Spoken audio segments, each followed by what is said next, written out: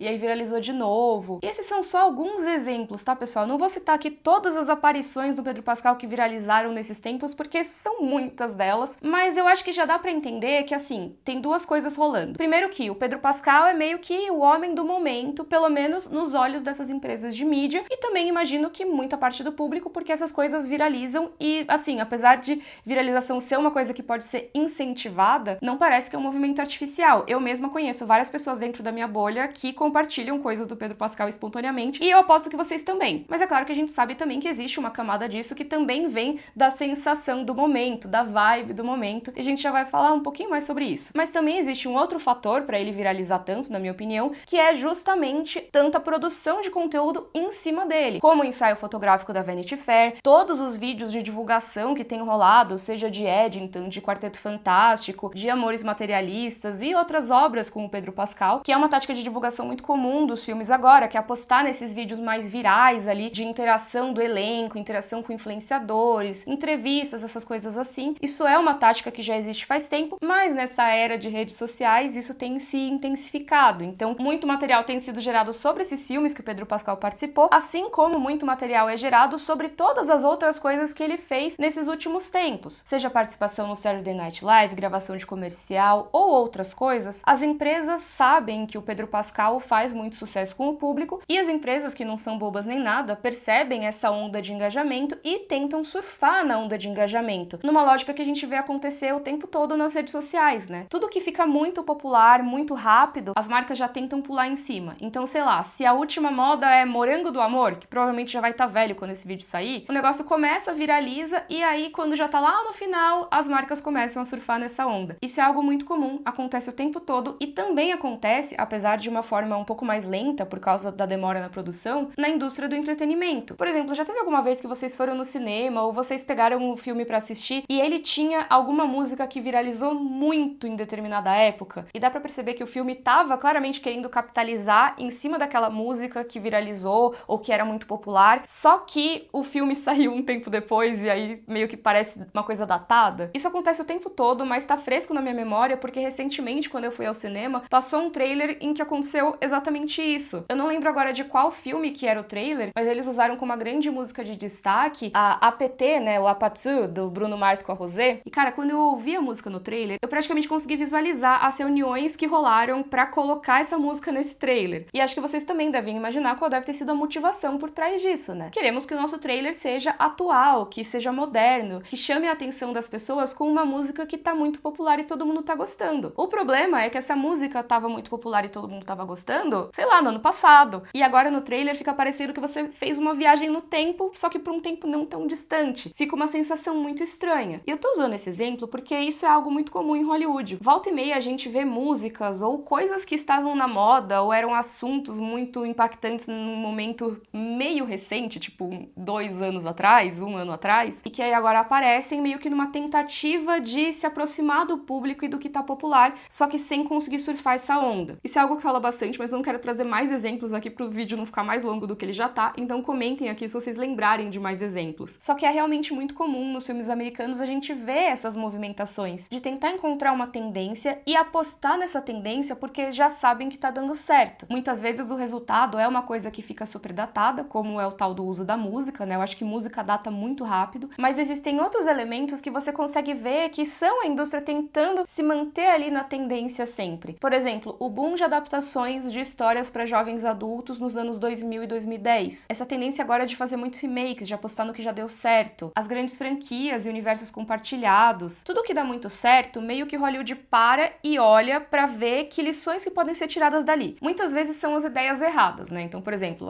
Barbie fez sucesso, então quer dizer que a gente tem que contratar mais diretoras mulheres, dar mais liberdade para elas. Não, a gente tem que fazer um universo compartilhado dos nossos brinquedos. Não acho que eles leram certinho o que o público queria e tudo mais, mas eu acho que é um ótimo exemplo de como Hollywood quer sempre mais do que já deu certo. Então, se uma personagem fez sucesso em uma série, se a música dela viralizou um monte, vamos fazer uma série inteira pra essa personagem. Por que eu tô falando tudo isso em um vídeo sobre o Pedro Pascal? Porque, gente, assim como eu falei que as empresas do entretenimento querem surfar em ondas, querem garantir que elas vão estar sempre ali conversando com o que é popular e também que elas querem continuar o que já fez sucesso, elas querem sempre um pouquinho mais do mesmo, sabe? Inovando um pouquinho, porém garantindo o sucesso, apostando no que já foi feito. Isso também acontece na hora de escalar elenco para os projetos deles. Tem muitas produções, principalmente essas de altíssimo orçamento, que na hora de escalar o seu elenco vão levar em conta os nomes que estão mais em alta, ou pelo menos tentar apostar naqueles nomes que estão despontando e podem ser a próxima grande coisa de Hollywood. E eu acho que o universo cinematográfico da Marvel é um ótimo exemplo disso. O próprio Quarteto Fantástico Primeiros Passos tem o Pedro Pascal, mas também tem o Joseph Quinn, que tem se tornado um dos nomes queridinhos de Hollywood nesses últimos anos. Ele já tinha uma carreira antes, mas estourou com Stranger Things e desde então tem aparecido em cada vez mais coisas. Ele fez o filme lá do Lugar Silencioso Dia 1, agora entrou no universo cinematográfico da Marvel e mais recentemente, dentro dos vários outros projetos que eu não quero ficar listando aqui também, mas tem um que eu acho que é bem legal pra gente entender mais ou menos como funciona esse rolê. O Joseph Quinn foi anunciado como um dos atores dos filmes que o Sam Mendes vai fazer sobre os Beatles. E eu acho que se a gente precisasse de uma ilustração de como Hollywood trabalha com os nomes que estão mais em voga e tudo mais, esse filme seria o exemplo perfeito, porque simplesmente parece que eles só pegaram 4 atores que estão muito na moda e colocaram ali pra fazer os Beatles. Não quer dizer que esses atores não tenham competência e tudo mais, mas realmente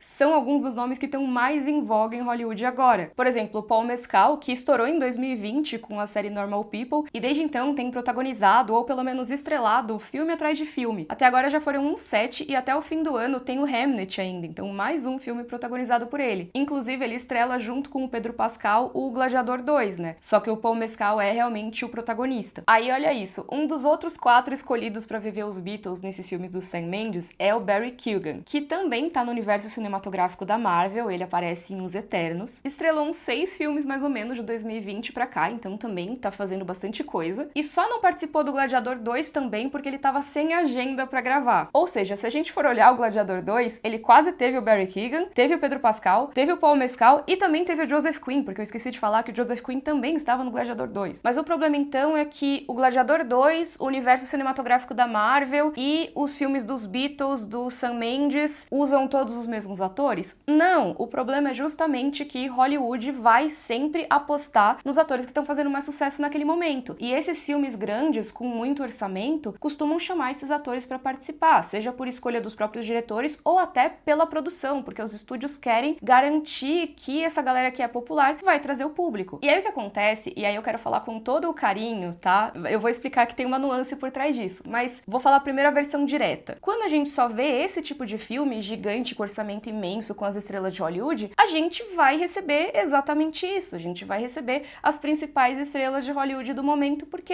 é o que a indústria entrega pra gente. Se a gente sai um pouco desse circuito, a gente já começa a ver caras diferentes, já começa a ver histórias diferentes. Mas por que eu falei que tem uma nuance nisso aqui? Porque não adianta eu falar, é você que tem que escolher os filmes que você vai assistir e tudo mais, se boa parte dos filmes oferecidos nas vias principais aí são esses filmes grandes mesmo. Lógico que existem opções, as pessoas podem procurar outras maneiras, podem procurar filmes mais independentes para assistir, podem conhecer mais filmes brasileiros e de outros países que não só dos Estados Unidos. Tem toda uma discussão que a gente pode ter aqui, e aí o vídeo vai ficar muito maior que isso, mas eu só queria trazer esse post aqui falando que, complicado no cinema agora se você não for fã do Pedro Pascal, porque o problema não é exatamente o Pedro Pascal, que é obviamente uma brincadeira, essa pessoa não tá reclamando que só tem Pedro Pascal nem nada, ela tá só mostrando uma coisa curiosa, mas eu acho interessante olhar pra isso pra gente refletir. Por que que de 8 sessões mostradas nesse painel, 7 são de um único filme? E a única outra que tá sendo mostrada lá também é de um filme estrangeiro. Essa é uma super tangente desse vídeo, mas eu acho que é bastante relevante quando a gente fala disso, de tudo ser mais do mesmo. É mais do mesmo porque o que é feito é só mais do mesmo? Não necessariamente. Existem coisas muito bacanas, inovadoras e saindo da mesmice que são feitas ao redor do mundo, até mesmo em Hollywood e também aqui no Brasil. Mas muitas vezes essas novidades dos cinemas, das séries, dos videogames e de várias outras áreas acabam não chegando para o grande público, justamente porque a forma de distribuir essas obras impede que essas novidades cheguem ao público. O público, quando tem acesso ao que é diferente, tem que se esforçar em dobro para chegar nisso que é diferente. Enquanto essas obras muito grandes, que têm mais poder de distribuição, acabam chegando com muito mais facilidade e acabam dominando as salas de cinema. Aí a gente, como público, fica com essa impressão mesmo de que tudo o que está sendo feito é meio parecido. Os atores são sempre mais ou menos os mesmos, não necessariamente o pessoal se arrisca muito, sendo que tem bastante gente fazendo coisas super diferentes e que mereceriam nossa atenção, só que isso acaba não chegando tanto assim no público. Como eu falei, essa é uma discussão que é tangente ao vídeo, mas eu acho extremamente relevante pra gente entender por que essa sensação de mesmice acontece. Se vocês quiserem falar mais sobre isso, a gente pode fazer um vídeo sobre esse assunto. Tem toda a discussão sobre regulamentação, sobre reserva de telas para cinema brasileiro. Vou deixar alguns links sobre isso na descrição e a gente pode conversar mais nos comentários. Mas acho que deu pra entender, em parte, por que a gente vê tantos atores repetidos aí nesses grandes filmes, né? Mas agora voltando ao Pedro Pascal, porque eu juro que esse vídeo ainda é sobre ele. Deu pra entender por que ele tá em tanta coisa agora. Ele é o homem do momento e os estúdios, a galera que faz entrevista, todo mundo quer um pouco dessa popularidade pra garantir que o seu post, que o seu vídeo no Instagram ou que a sua série ou filme tenha sucesso. Mas ok, ele tá fazendo sucesso agora, e agora estão capitalizando em cima desse sucesso e amplificando a presença do Pedro Pascal nas coisas. Mas como que ele chegou nesse ponto? Por que que ele tem sucesso e por que que ele se tornou tão popular? E aí eu acho que uma coisa bacana de mencionar é que o Pedro Pascal demorou muito pra chegar nesse patamar de popularidade que ele atingiu hoje em dia. A história dele é até meio atípica em Hollywood, né? Se a gente for parar pra pensar, o Pedro Pascal tá com 50 anos agora. E a carreira dele deslanchou até que bem tarde. O próprio Pedro Pascal conta que, basicamente, o período de iniciante na carreira dele durou uns 15 anos. Porque ele fazia papel pequeno aqui, papel pequeno ali, mas ele nunca conseguia deslanchar. Ele dependia muito de fazer outros trabalhos, tipo trabalhar de garçom e até da ajuda de amigos e família pra poder pagar as contas, mercado, essas coisas assim. Uma amiga que ele sempre diz que ajudava muito desde essa época é a Sarah Paulson, que também é uma atriz bastante conhecida hoje em dia, mas eles são próximos já há décadas. E eu falei especificamente da Sarah Paulson porque ela vai ser muito importante daqui a pouco e mais pra frente no vídeo, então lembrem dela. Mas falando dessa parte do começo da carreira que durou muito tempo, tem uma história que eu até talvez tenha contado no meu vídeo sobre a greve dos atores e roteiristas em Hollywood, porque nesse vídeo eu falo sobre os residuals, né, que são, resumindo muito, né, os atores e roteiristas são pagos pra produzir aquele episódio e quando ele é reprisado são exibidos anúncios e aí isso é dividido, uma porcentagenzinha vai pra cada pessoa envolvida ali na produção, dependendo do acordo feito com o sindicato e tudo mais, mas foi um dos assuntos ali disputados na greve dos roteiristas e dos atores, tá tudo explicado lá no vídeo. De qualquer forma, uma história relacionada aos residuals que costuma ser contada pelo Pedro Pascal Pascal é que ele tava meio no fundo do poço na carreira dele como ator, já fazia um tempão que ele tava ali batalhando, fazendo um monte de teste, não conseguia pegar nenhum papel muito significativo e não conseguia ganhar dinheiro com isso pra se sustentar. E ele falou em entrevista que chegou um dia que ele tinha só $7 na conta bancária dele, que ele não tinha dinheiro pra mais nada e tava meio prestes a desistir, mas que chegou um cheque com esse pagamento de residuals de uma participação dele em Buffy a Caça-Vampiros. E meio que isso salvou o dia, ele conseguiu ter algum dinheiro e não desistir da carreira de ator. Foi realmente bastante tempo até que ele conseguisse papéis com mais destaque. Era uma raridade papéis que aparecessem em vários episódios de uma série. Imagina então com um pouquinho mais de protagonismo. E assim, se você é inscrito do meu canal ou se você acompanha muito os meus vídeos, existe aí uma chance muito alta de você conhecer uma série muito famosa chamada Game of Thrones. Acho que a chance de você ter assistido é muito alta, mas eu sei que pelo menos você já ouviu falar. Brincadeiras à parte, Game of Thrones é uma das séries mais famosas já feitas e o Pedro Pascal tá nela. E esse foi o papel mais popular que ele tinha feito até então. Em Game of Thrones, o Pedro Pascal viveu o Oberyn Martell, o Víbora Vermelha, que é um personagem que já era bastante popular nos livros e também ficou muito popular na série. Não só porque é um personagem que já era interessante, mas também porque a forma que ele foi retratado pelo Pedro Pascal também fez muita gente virar fã. Eu sei porque eu tava lá, entendeu? A quantidade de fancam do Oberyn Martell, nosso divo bissexual, realmente ele foi um dos personagens mais bem recebidos pelo público ali na 4ª temporada de GOT. E lembra que eu falei que a Sarah Paulson ia aparecer de novo algumas vezes nesse vídeo? Essa é uma delas. Porque foi a Sarah Paulson que ajudou o Pedro Pascal a conseguir o papel de Oberyn. Foi aquele famoso quem indica, sabe? A Sarah Paulson naquela época já era muito amiga da Amanda Peet, esposa do David Benioff, um dos D&D ali, que eram os showrunners de Game of Thrones. E aí ela mexeu os pauzinhos pra garantir que o David Benioff visse com toda a atenção ali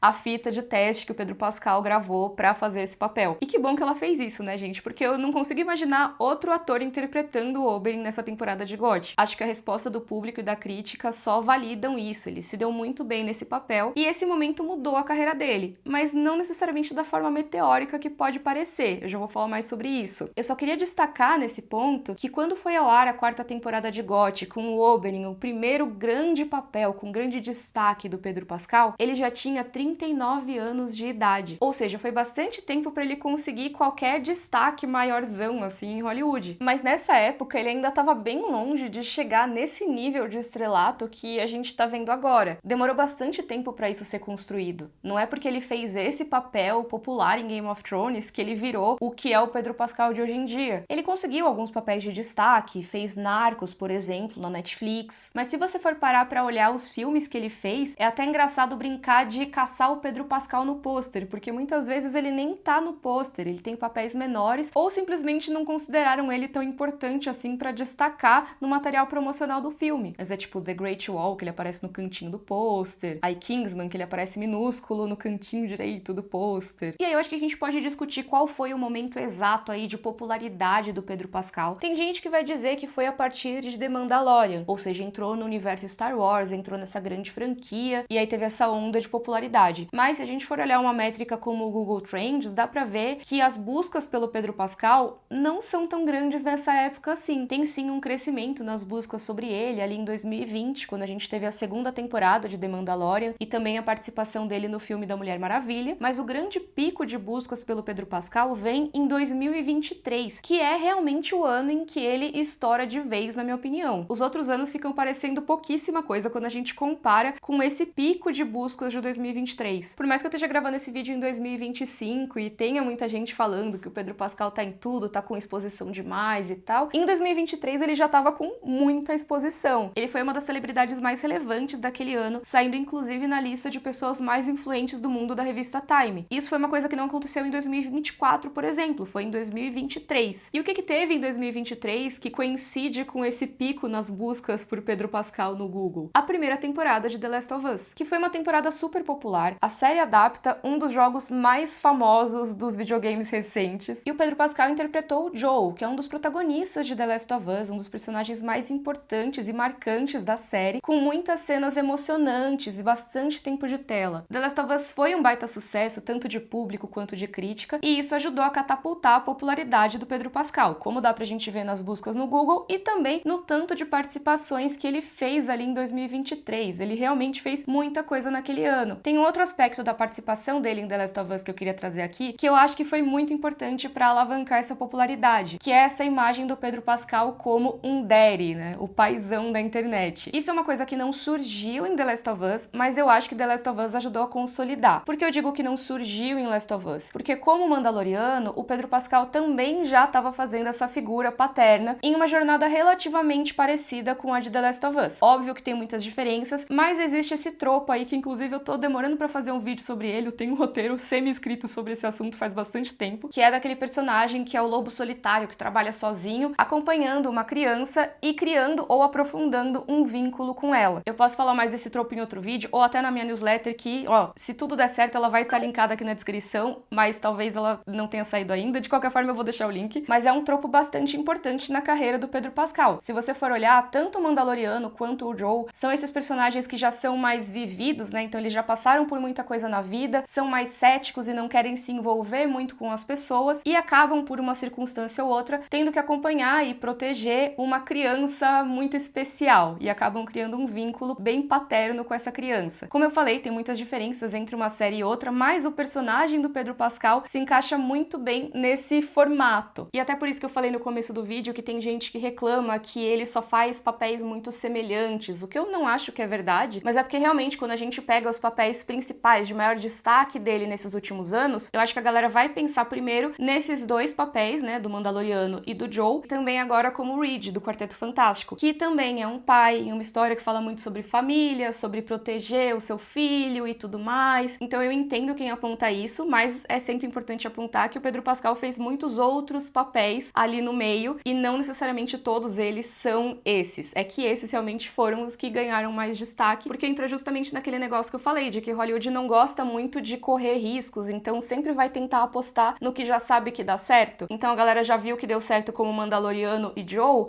talvez pra ele viver um pai de família assim, o cara que protege sua família, não sei o quê, e aí colocaram ele pra fazer esse papel do Reed nesse filme específico do Quarteto Fantástico. É o que a gente chama de typecasting, né, que é uma prática muito comum em Hollywood de escalar determinado ator ou atriz sempre pra papéis meio parecidos, porque já sabem que aquele artista consegue fazer aquele papel bem e que provavelmente vai dar certo. É por isso que o Giancarlo Esposito tem feito tanto vilão sombrio ultimamente, porque desde que ele fez o Gus Fring em Breaking Bad, todo mundo pensa nele como uma pessoa perfeita pra esse tipo de papel, e aí as oportunidades que chegam pra ele são voltadas pra esse tipo de personagem. Um exemplo é no próprio Mandaloriano, que ele vive um papel meio nessa vibe. Mas voltando pro Pedro Pascal, se ele já era considerado um paizão por causa do Mandaloriano, com The Last of Us ele realmente ganhou esse apelido de daddy da internet, né? E até na matéria da Vanity Fair tem uma discussão breve sobre isso, porque Bella Ramsey, que estrela The Last of Us junto com Pedro Pascal, não gostou de quando o Pedro Pascal ganhou esse apelido. Não por ser algo necessariamente ruim, mas porque acaba se tornando também um certo estereótipo, né? Bella Ramsey disse assim: eu me preocupei com ele, eu queria protegê-lo de toda essa piada de se tornar o paizão da internet. Eu tava tipo, não quero que todo mundo fale de você dessa forma e te veja dessa forma. Você é muito mais do que isso. E eu acho que o fato de ser muito mais do que isso é o que torna o Pedro Pascal tão popular no fim das contas. Lógico que tem os memes dele ser o daddy e tudo mais, mas além disso, ele tem várias outras camadas que foram exibidas pro público que acabaram fazendo as pessoas considerarem ele uma estrela de Hollywood diferente. Isso tanto nas participações públicas dele, nas redes sociais dele, quanto até mesmo na forma que alguns personagens dele são retratados. Por exemplo, o próprio Joel de The Last of Us é uma versão um pouco mais vulnerável desse cara que seria o lobo solitário, durão e tudo mais. Ele é um cara quebrado, e na primeira temporada da série a gente vê ele ter constantes crises de saúde mental por causa dos traumas que ele viveu e por causa dos medos que ele tem. E ele fala sobre isso, apesar de ter muita dificuldade de falar. Então, parece que o personagem do Joel mostra que, ok, você pode ser durão, mas você também pode ter esses problemas e pode falar sobre eles e talvez seja melhor. E eu acho que isso pode ter reverberado positivamente com algumas pessoas e também negativamente com outras, mas a gente já vai falar mais sobre isso. Se vivendo o Joel numa história de ficção, o Pedro Pascal já gerava discussões sobre masculinidade e tudo mais, eu acredito que fora das séries e filmes que ele participa, ele incentiva muito mais essas discussões, seja da forma mais despojada que ele se veste, sem se ater tanto aos estereótipos de gênero, a forma que ele se importa com os colegas dele, sempre demonstrando afeto, inclusive com colegas homens. E sim, a gente vai falar mais sobre isso depois também. A forma que ele, pelo menos publicamente, parece não ter medo das pessoas duvidarem da masculinidade dele. Ele dança, ele abraça, ele fala sobre sentimentos e fala sobre as leituras e os filmes que ele gosta, gosta. Ele parece um homem que não usa tanto a masculinidade como uma armadura, uma forma de parecer durão. E isso, apesar da gente estar em 2025, não é uma coisa extremamente comum quando a gente fala das nossas celebridades. O próprio Spike Jonze, que dirigiu o Pedro Pascal naquele comercial da Apple, que super viralizou, usa isso pra dizer por que ele acha que o Pedro Pascal tá tão popular ultimamente. Na reportagem da Vanity Fair, ele disse: "Eu acho que ele é o que nós queremos na masculinidade." Fecha aspas, né? E aí seria por isso que tantas pessoas estão se conectando com o Pedro Pascal agora que ele tá com 50 anos e despontando em Hollywood. Além disso, volta e meia saem elogios de colegas sobre ele, tipo a Vanessa Kirby, que nesse perfil da Vanity Fair disse que o maior apelo do Pedro Pascal é a imensa vulnerabilidade que ele tem. Ela diz assim: ele não tem muita armadura, então ele só se mostra pra você direto, e você confia nessa pessoa porque ele tá se revelando pra você desse jeito muito corajoso. Ou seja, bate bastante com a percepção pública que a gente tem do Pedro Pascal. Além de, pelo que os colegas dizem, ele se revelar muito rapidamente pra eles e eles criarem essa conexão muito intensa, muito rápido, o Pedro Pascal também parece ter criado essa relação de ser uma pessoa sincera e vulnerável pro próprio público. Tem aquele vídeo que viralizou um tempo atrás do Pedro Pascal fazendo um teste de polígrafo, né, de detector de mentiras. Primeiro ele nega que se considere um arrasador de corações, né, um galã, e depois, quando dizem que ele tá mentindo, ele admite que sim, ele é mesmo um galã, e ele admite que faz coisas como visitar perfis de fãs do Pedro Pascal quando ele se sente mal. Ele quer essa validação, então ele admite que ele vai nesses perfis, ele sabe até a arroba dos perfis que ele gosta e tudo mais. Isso é uma coisa que talvez outros artistas não admitissem de uma forma tão fácil assim, porque é meio mal visto você ser essa pessoa que gosta desse sucesso, que gosta de ser idolatrado pelos fãs. Normalmente gostam que você demonstre amor pelos seus fãs, mas não de que você fique usando isso pra validação. E no caso do Pedro Pascal, ele falou de uma forma muito aberta e vulnerável que sim, às vezes ele vai lá e olha e ele sabe os perfis. E tem vários outros exemplos, né? Tem o vídeo dele com Bella Ramsey, que ele põe a mão na barriga, assim, e aí dá pra ver que eles estão conversando e o Pedro Pascal conta pra Bella Ramsey que é aqui que tá a ansiedade, ou seja, ele tá meio que encostando na barriga pra tentar aliviar um pouco da ansiedade que ele sente nesses momentos em que ele tá em eventos, tem que lidar com jornalistas e tudo mais. Isso também é uma coisa que eu vou falar mais daqui a pouco. Mas é isso, ele parece uma pessoa que não tem muito medo de falar sobre questões de saúde mental e de uma forma sem muitos julgamentos, meio que pra abrir uma discussão e falar com as outras pessoas mesmo sobre como ele é e como ele se sente. Acho que isso não só entra na questão da masculinidade, que eu citei ali do Spike Jonze ter falado sobre o Pedro Pascal, mas também de uma forma geral eu acho que o público pode acabar se identificando um pouco mais, vendo nele um exemplo positivo de alguém que discute essas questões. E outra coisa que eu acho que é um destaque no Pedro Pascal é a forma como ele usa a voz que ele tem para repercutir mensagens importantes. Por exemplo, ele já se manifestou mais de uma vez em defesa das pessoas que estão sendo massacradas em Gaza. E em maio ele assinou, junto com outros mais de 300 profissionais da indústria, uma carta aberta criticando Hollywood pelo silêncio dessa indústria em relação ao que está acontecendo em Gaza, em relação à limpeza étnica e à opressão que inclusive tem atingido jornalistas e cineastas. E a carta critica muito isso. Se vocês quiserem, eu vou deixar aqui na descrição para vocês saberem mais, mas vários nomes de destaque em Hollywood também assinaram, tipo Guillermo del Toro, a Rooney Mara, o Riz Ahmed, Mark Ruffalo e mais uma galera. E além disso, o Pedro Pascal já é há bastante tempo um aliado das causas LGBTQIA+,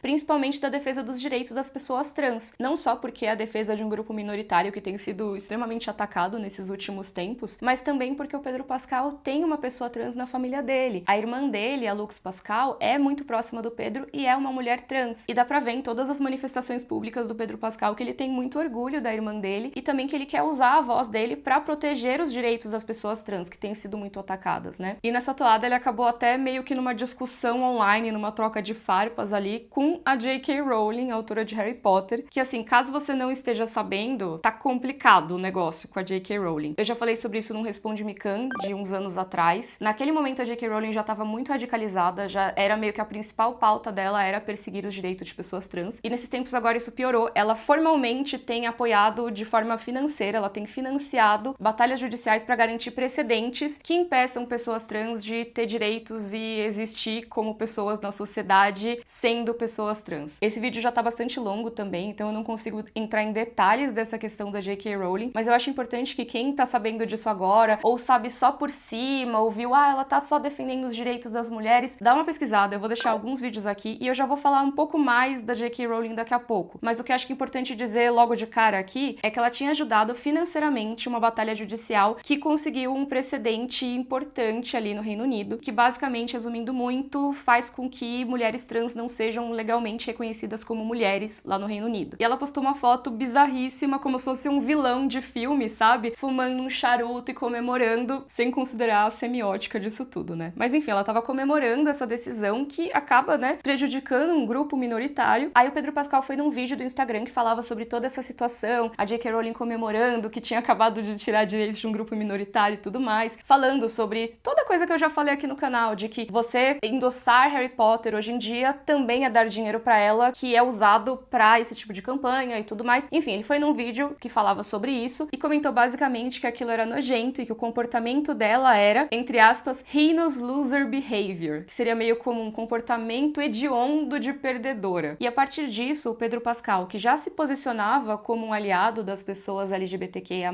principalmente das pessoas trans, ele acabou se colocando ainda mais nesse lugar. Por exemplo, ele foi em lançamento de filme da Marvel, no caso de Thunderbolts, usando uma camiseta escrito Protect the Dolls, proteja as bonecas, que é parte de uma campanha de Conor Ives, designer, para conscientizar as pessoas sobre esse sentimento anti-trans. E eu confesso que eu não conhecia essa campanha antes de ver o Pedro Pascal usando as camisetas. Queria saber se vocês já tinham ouvido falar, se vocês já conheciam, mas assim, eu não sei se é só viés de confirmação, talvez já tivesse lá e eu nunca tivesse visto, mas eu vi muita gente usando essa camiseta depois que eu vi o Pedro Pascal usando. Eu vi gente reproduzindo, vendendo e tudo mais. Eu realmente não sei se foi por causa do Pedro Pascal, mas pelo menos pareceu assim pra mim. Pode ser completamente um viés de confirmação, tá? Comentem aí se vocês acham isso também. De qualquer forma, esse comentário dele em relação a J.K. Rowling gerou respostas, não só da J.K. Rowling, como de vários fãs dela e apoiadores das ideias dela, e a gente já vai falar mais sobre isso, mas tem uma outra coisa que o Pedro Pascal se posiciona bastante, que é em relação a ser um imigrante. Ele chegou nos Estados Unidos com a família quando ainda era um bebê, e eles chegaram lá como refugiados, porque a família dele teve que sair do Chile durante a ditadura do Pinochet. E isso é uma coisa sobre a qual o Pedro Pascal sempre fala também, e nesses últimos tempos ele usou a voz dele para criticar o regime do Donald Trump nos Estados Unidos, que tem perseguido muitos imigrantes e pessoas de minorias. E aí esse ano teve o lançamento lá no Festival de Cannes daquele filme Eddington, que eu falei que é junto com o Joaquin Phoenix, dirigido pelo Ari Aster e tudo mais. E durante a coletiva de imprensa de Eddington, perguntaram pro elenco do filme se eles não tinham receio de voltar para os Estados Unidos, no meio de todo o caos que tá rolando lá, tendo feito um filme com uma mensagem política tão forte assim. E o Pedro Pascal respondeu: o medo é como eles vencem. Então continuem contando histórias, continuem se expressando e continue lutando para ser quem você é. Dane-se as pessoas que tentam te assustar, sabe? Lute. Essa é a forma perfeita de fazer isso, contando histórias. E não os deixe vencer. Então deu pra ver que o homem não tem papas na língua, né? Ele fala mesmo, e ele fala coisas que, na minha opinião, são bastante relevantes sobre questões atuais, e ele acaba se posicionando de uma forma até que corajosa, porque muitas vezes em Hollywood as pessoas têm receio de falar de uma forma muito enfática e acabarem prejudicando a sua carreira, porque a gente tem sim exemplos de carreiras que foram dinamitadas da noite pro dia porque as pessoas se posicionaram politicamente. E o Pedro Pascal, na minha opinião, sabe que ele tá em uma posição agora que ele pode se dar o luxo de se posicionar, e a melhor coisa que ele pode fazer é usar a voz dele pra falar em prol das pessoas que não são ouvidas. E eu acho que isso é sim um fator que também proporciona uma popularidade pro Pedro Pascal, também torna ele mais querido entre os fãs. Ele é esse cara que é um aliado da comunidade LGBTQIA+,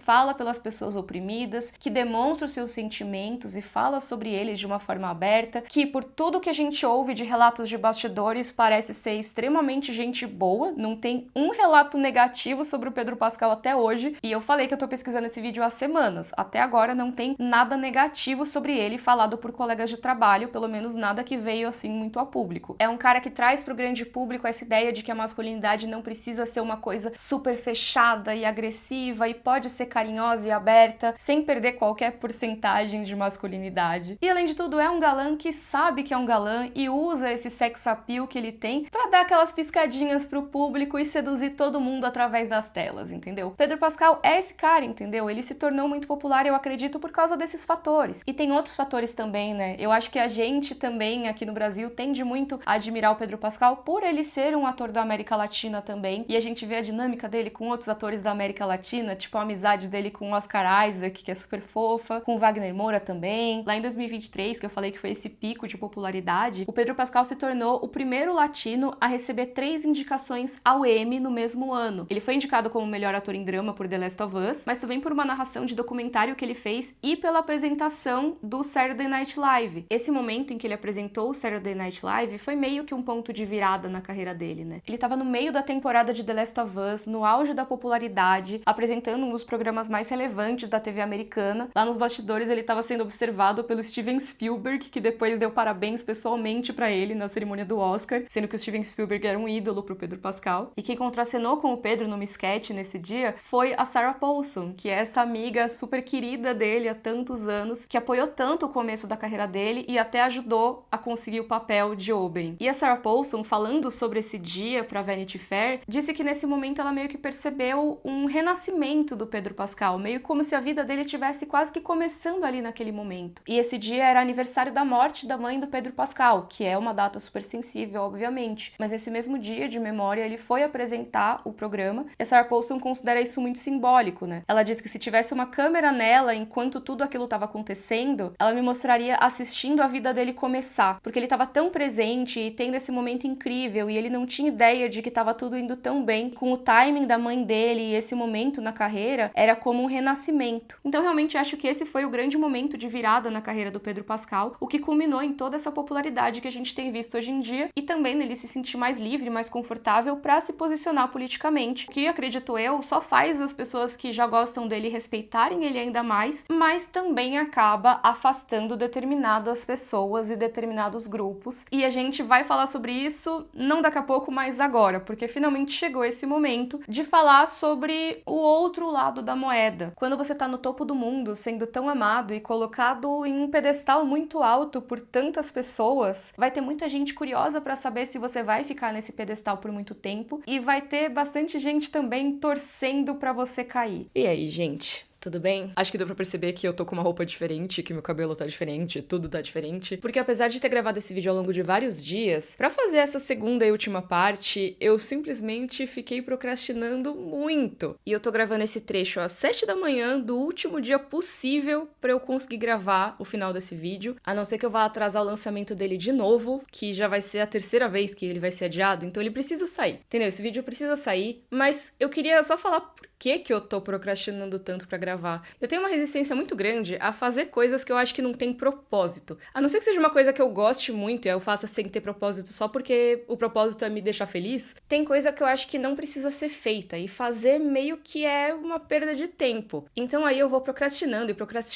e quando eu vejo já se passaram dias ou até semanas. E essa parte do vídeo eu demorei bastante pra perceber que era mais um desses casos. Porque como eu falei lá no começo, toda essa polêmica em torno do Pedro Pascal, na verdade é mais uma não polêmica. Nada aconteceu, é um assunto sendo criado em cima de nada. A gente vai falar sobre isso, eu vou explicar o que tá acontecendo ou não acontecendo, mas sempre me deixa meio bodeada de falar de coisas que deveriam ser óbvias. O problema é que essas coisas que na minha cabeça são óbvias e não deveriam ser comentadas e faladas, para algumas pessoas não são óbvias, e é justamente por isso que eu insisti em fazer essa segunda parte.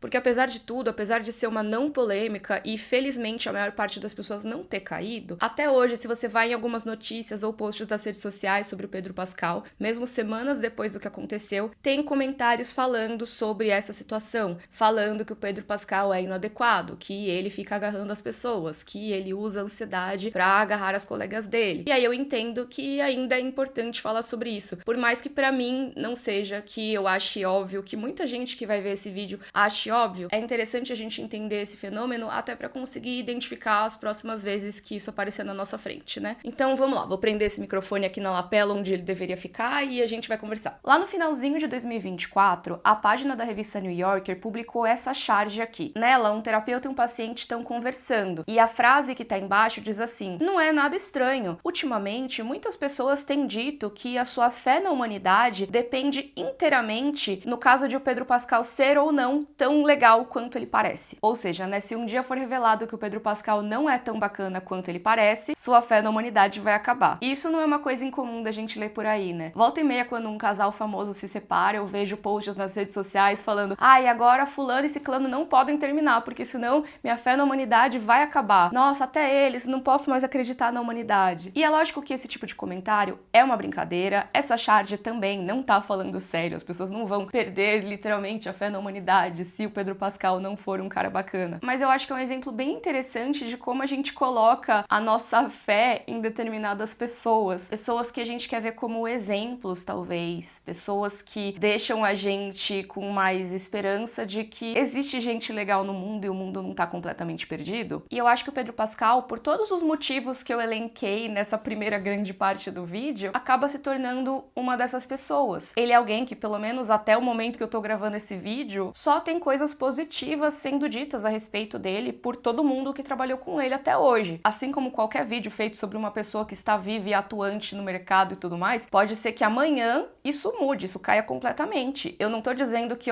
porque eu pesquisei, nada vai surgir de negativo sobre o Pedro Pascal. Eu não tenho bola de cristal pra saber isso e nem ninguém tem, tá? Mas falando sobre a situação atual, ele parece ser alguém muito amado por todo mundo que tá ali perto dele. Ele cria amizades muito facilmente com os colegas de elenco dele. As pessoas que comentam sobre ele, mesmo em fóruns anônimos, costumam falar bem dele. E ele parece ser alguém muito gente boa em geral. Além de tudo que eu falei mais cedo sobre ele ser alguém que se posiciona, que defende grupos minoritários, que usa a voz dele pra defender quem não tem tanta voz. E isso é ótimo, né? Eu sinto que a presença dele em Hollywood com tanto destaque acaba dando uma certa esperança para as outras pessoas. Essas pessoas que estão tão acostumadas a se decepcionar com as celebridades que elas acompanham, que a cada ano tem algum escândalo diferente, que alguma pessoa que você era fã dá alguma opinião que você fica, nossa, socorro. Toda hora tem isso. Então, talvez as pessoas vejam o Pedro Pascal e pensem, poxa, esse aqui não pode me decepcionar. Mas ao mesmo tempo, tem muita gente que já se decepcionou tanto com outras celebridades, com Hollywood, com o mundo em que vivemos, que parece que elas estão meio que contando os segundos pra também se decepcionar com o Pedro Pascal. Tem um meme muito comum da época do Twitter, não sei se vocês já ouviram, que é o Milkshake Duck. É basicamente um tweet que dizia assim: a internet inteira ama o Milkshake Duck, um lindo patinho que toma milkshakes. 5 segundos depois, nós lamentamos informar que o pato é racista. Basicamente, esse tweet tira sarro de todas as vezes que algo ficou muito popular, uma pessoa ficou muito popular, e aí quando começou a viralizar, o grande público percebeu que aquela pessoa pode não ser tão bacana quanto elas pensavam, ou pode ter emitido alguma opinião bizarra no passado, feito propaganda de coisas bizarras, ou até agido de uma forma errada com toda essa fama recém-adquirida. Esse fenômeno do Milkshake Duck é tão comum que as pessoas o tempo todo esperam que as celebridades que elas acompanham e compartilham nas redes sejam reveladas como alguém terrível. E se essa revelação, esse momento aí que a máscara cai, não aconteceu ainda, é uma questão de tempo até acontecer, porque com certeza essa pessoa tem algum esqueleto no armário. E por que não seria diferente com o Pedro Pascal? Bom, eu acho que qualquer pessoa pode ter seus esqueletos no armário, não acho que o Pedro Pascal esteja imune a isso, mas o que tentaram revirar esse armário dele pra procurar esqueleto nos últimos tempos, viu, não tá no gibi. Primeiro, já que a gente tá falando de armário, e aí sem relação necessariamente com toda a situação que tá acontecendo agora, eu acho que é importante mencionar que existe muita especulação na internet sobre a sexualidade do Pedro Pascal, porque volta e meia falam, não, mas ele é o amigo gay, ele é o amigo gay, e a gente não sabe e não é da nossa conta, sinceramente. Se o Pedro Pascal é da comunidade LGBTQIA+,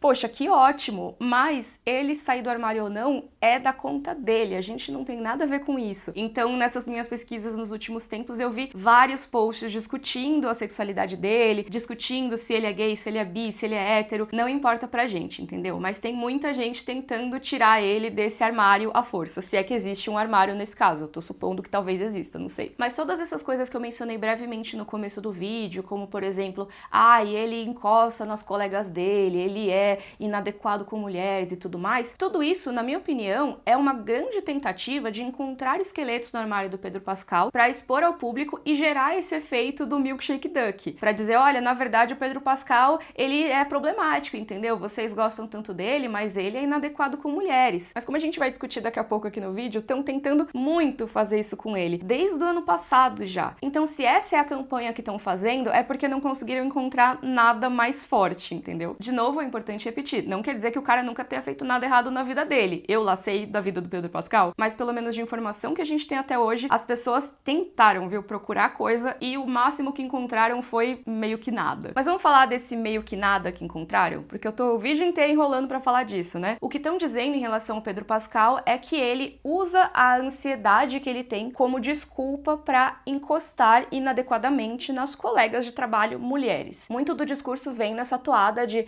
ele nem sente ansiedade perto de homens.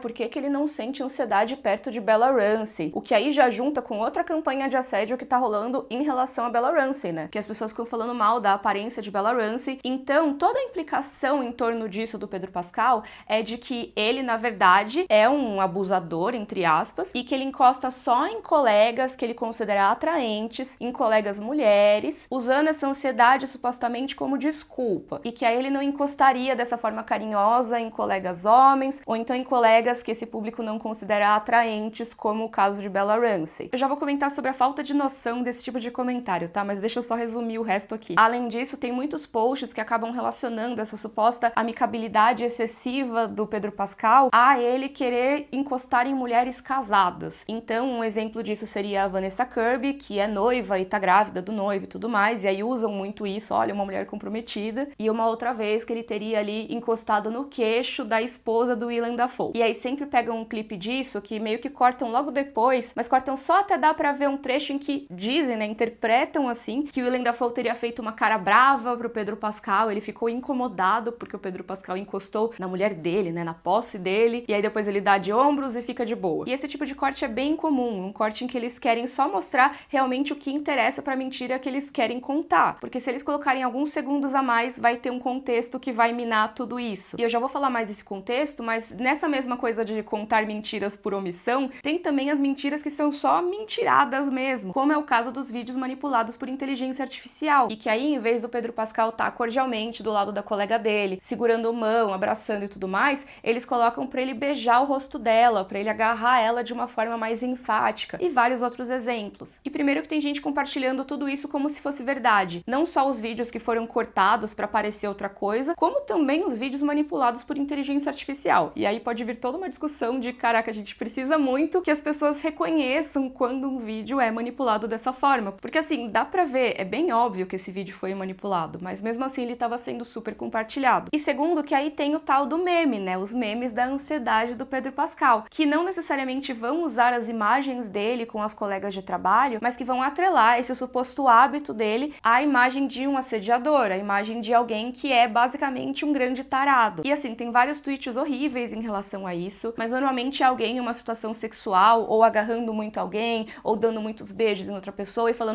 Pedro Pascal quando tem ansiedade. Ou às vezes alguém realmente fazendo menção a quase que um assédio mesmo. Eu vi até um Reels, que eu acho que inclusive era brasileiro, que era, o Pedro Pascal com ansiedade e a pessoa meio que fazendo assim com a mão, sabe? Como se fosse encostar no peito de alguém. Eu não tô acusando essa pessoa de nada, por favor, não me processe. Ela pode ter se enganado a respeito do Pedro Pascal, mas esse tipo de vídeo contribui pra essa imagem bizarra que estão querendo atrelar o Pedro Pascal, de que ele supostamente usa uma condição mental que ele tem pra encostar de forma sexual, porque esses memes já trazem pra um lado muito mais sexual, e supostamente ignorando o consentimento dessas pessoas ou usando a ansiedade como um super trunfo ali pra quando questionarem. O que, assim, gente, não existe nenhum tipo de evidência de que isso aconteceu. Na verdade, a maior parte das provas diz o contrário disso. Primeiro que a própria base que inspirou isso tudo, de que o Pedro Pascal seria uma pessoa que, por ter muita ansiedade, às vezes o toque humano ajuda ele a ficar mais tranquilo e tudo mais, que parece até uma informação super de boa e inocente, até isso é falso, gente. O Pedro Pascal nunca falou isso. E eu acho que é importante a gente partir desse ponto pra mostrar como realmente foi um negócio que se construiu no mais absoluto nada. O que o Pedro Pascal realmente falou sobre a ansiedade dele? Ele já falou algumas vezes sobre ansiedade em público, tem aquele vídeo dele com Bella Ramsey, que aí ele põe a mão na barriga pra dizer que tá com ansiedade aqui dentro e tal. E ele falou em outros momentos também, mas mais recentemente ele falou especificamente sobre ansiedade em uma entrevista que ele deu pra revista Men's Health. E nessa entrevista o que ele fala é que durante a pandemia ele ficou muito isolado e ele acabou perdendo contato com muita gente, então ele ter feito um esforço pra se conectar mais. Mas ele fala de se conectar, de entrar em contato com as pessoas, principalmente por coisas como telefone, conversa, videochamada. Tem uma frase que eu vi até sendo tirada de contexto, até mesmo por pessoas que falam inglês. Mas ele fala basicamente assim: eu sempre fui alguém que entra em contato quando estou enfrentando algo algo que é desafiador ou me deixando ansioso. E eu definitivamente parei de fazer isso, e aí eu fico mexendo no celular ou procurando alguma coisa pra assistir, procurando por diferentes formas de me desconectar do sentimento que tá rolando. Então, quando começou a parecer muito grave, eu tive que voltar para o que sempre foi o conforto pra mim na vida, que foi o envolvimento nas minhas relações, nas minhas amizades, nas conversas e nas experiências compartilhadas. E o que estão tirando de contexto aqui? Que ele fala que ele sempre foi alguém que entra em contato, e aí é reach out, que seria meio que alcançar, né? Então é como se você estivesse indo encostar em alguém. Mas não é nesse sentido,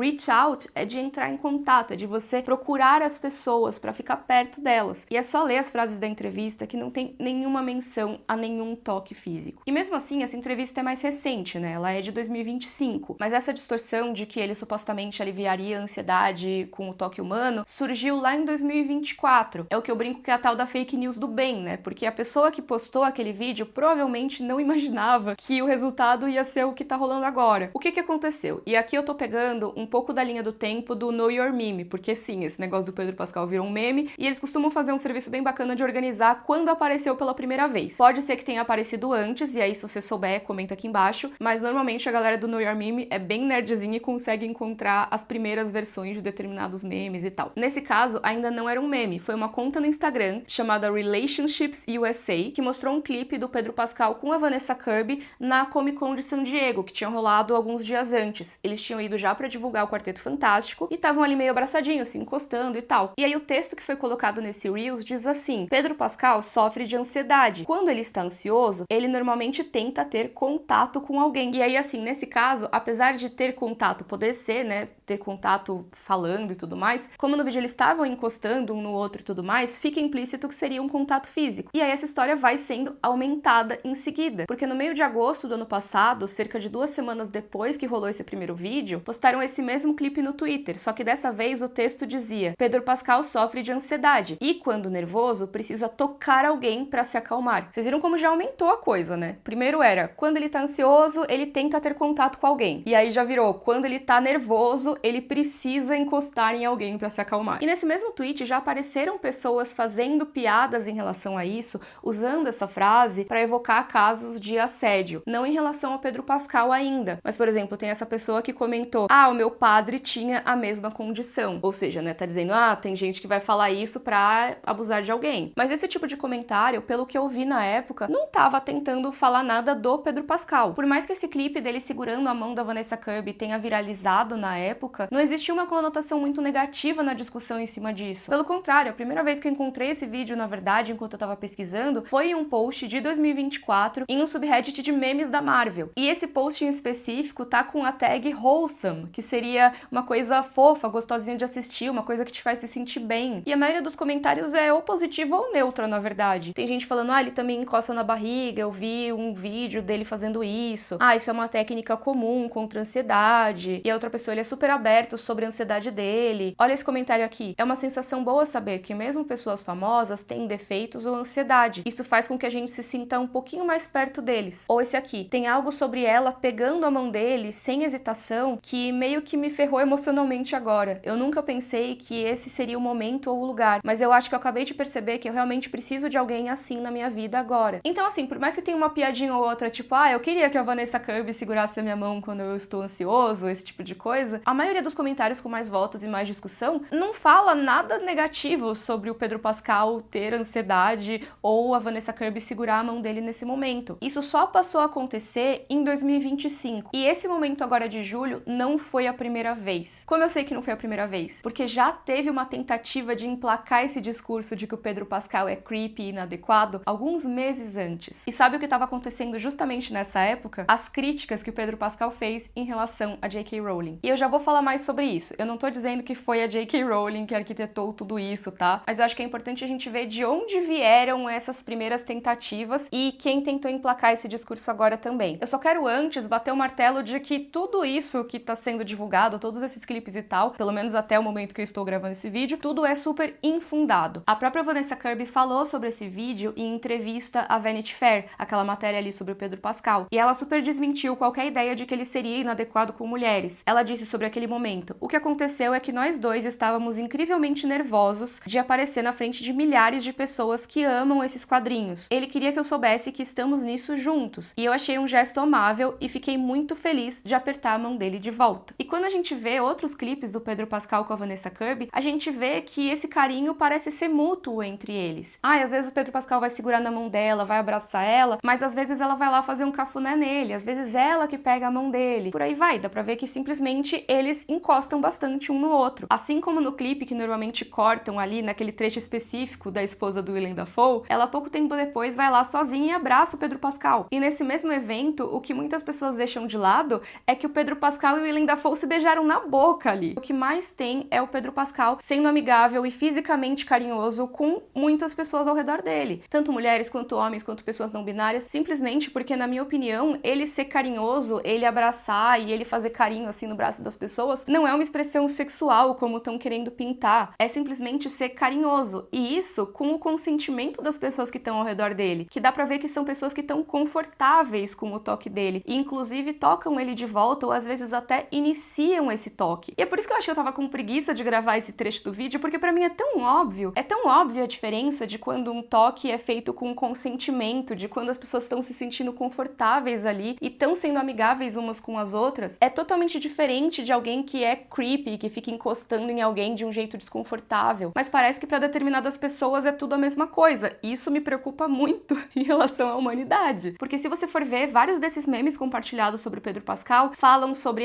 se você tentar o gimmick, né, se você tentar o truque do Pedro Pascal, você vai preso. Eu depois de tentar o truque do Pedro Pascal, eu depois de dizer que tenho ansiedade, Pedro Pascal com ansiedade, eu com ansiedade, e basicamente dizendo, e o Pedro Pascal consegue se safar de ser preso por causa disso porque ele tem ansiedade, porque se eu for lá encostar em alguém, eu vou ser um assediador. Cara, se você sair encostando nas pessoas sem elas se sentirem confortáveis com isso, sem ter o consentimento delas, é óbvio que você vai ser um assediador, assim como o Pedro Pascal também seria. Mas apesar disso ser óbvio, tem muita gente compartilhando como se fosse algo realmente engraçado. Mas assim, gente, junta 2 mais 2. Se você compartilhou esses posts, achou engraçado, quero conversar com você assim bem rapidinho e eu não quero te julgar. Eu só quero dizer uma coisa que talvez você não tenha pensado. Você sabe que esse tipo de piada é retórica incel, né? Você sabe que parte do mesmo lugar, do mesmíssimo lugar que aquelas piadas que elas acham estranho tomar uma cantada no meio da rua, mas que se fosse o Ryan Gosling, tudo bem. Ou que caras bonitos não são acusados de assédio e de abuso porque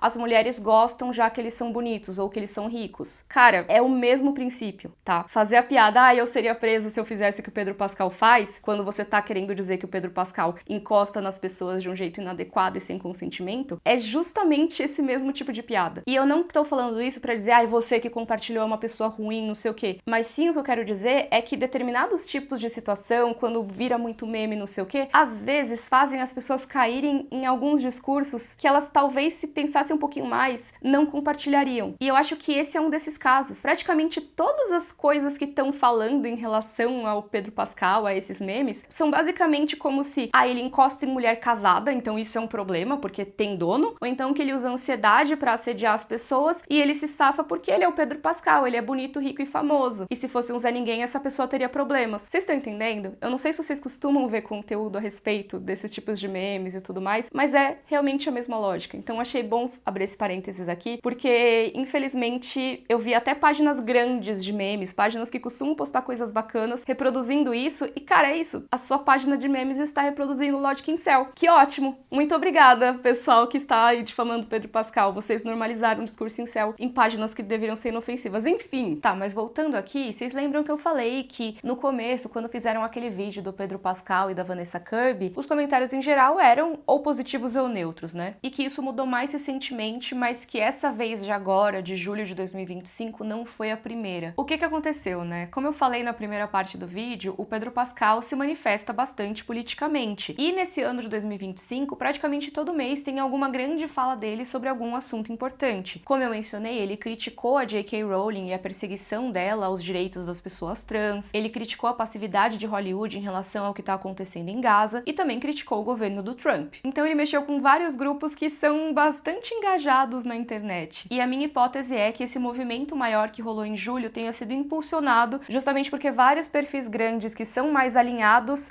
a esses grupos acabaram repercutindo bastante essas acusações. Mas isso não foi o que aconteceu da primeira vez. A primeira vez que tentaram emplacar essas acusações acusações bizarras contra o Pedro Pascal. Porque da primeira vez, alguns meses atrás, até onde eu pude ver na minha pesquisa e até onde todos os artigos que eu li a respeito disso apontam, é que só tinha um grupo tentando espalhar isso sobre o Pedro Pascal. As pessoas que defendem o mesmo que a J.K. Rowling defende. Por que dá pra dizer isso? Porque a crítica que o Pedro Pascal fez a J.K. Rowling, que ele chamou, né, de comportamento de perdedor e tudo mais, isso foi lá no fim de abril. E a partir disso, o Pedro Pascal virou persona non grata nesses perfis que ficam divulgando tudo que a J.K. Rowling fala sobre pessoas trans e tudo mais. Isso tá documentado na matéria da Vanity Fair, que relaciona diretamente a treta com a J.K. Rowling e as primeiras acusações. Em uma épica discussão de má fé, alguns defensores de Rowling tentaram transformar um clipe viral de Pascal segurando a mão de Kirby no painel do ano passado do Quarteto Fantástico na Comic Con em uma prova de que ele seria presunçoso com mulheres. E aí é que vem aquelas aspas da Vanessa Kirby que eu citei mais cedo, que ela fala, gente, a gente tava nervoso e eu fiquei super feliz de segurar a mão dele. Mas então é importante dizer que foi nessa época, no fim de abril, começo de maio ali, que esse clipe que tinha sido postado em 2024 ressurgiu do nada como uma suposta prova de que o Pedro Pascal é um assediador. E se você for olhar, nesses mesmos dias ali do final de abril, em que o Pedro Pascal se pronunciou mais a favor das pessoas trans e também criticou a J.K. Rowling, tem contas que ficam spamando, mandando um monte de mensagens, meio que em todas as notícias sobre o Pedro Pascal, falando que ele é um cara estranho e que usa ansiedade pra encostar nas colegas dele. Inclusive, gente, eu quero passar bem rápido por esse momento, mas eu acho importante avisar que essas contas que eu vou mencionar aqui têm conteúdo transfóbico, então se você quiser pular um pouquinho o vídeo pra parte que passar isso, porque elas falam muito abertamente de transfobia, tá? Por exemplo, essa conta aqui postou várias vezes sobre o Pedro Pascal, sempre respondendo a algum tweet com alguma notícia sobre ele ter falado da J.K. Rowling, e sempre era distorcendo esse negócio da ansiedade. Por exemplo, nesse aqui, uma pessoa defende o Pedro Pascal